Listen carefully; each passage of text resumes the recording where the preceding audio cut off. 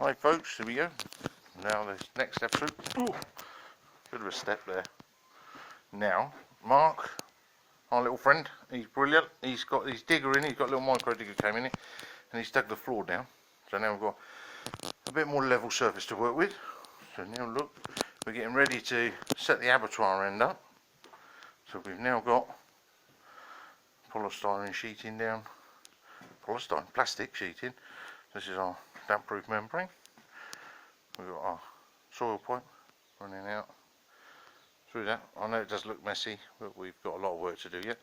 So hopefully we should be concrete in here pretty soon. So we'll have a nice concrete floor. As you can probably hear in the background, children screaming. They've just got home, it's Friday night. So that's it, it's riot time. Here we go.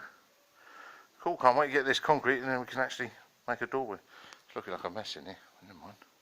There we go folks, I shall show you next video when we got the next instalment done. Hopefully, the next bit you see, this will actually be concreted.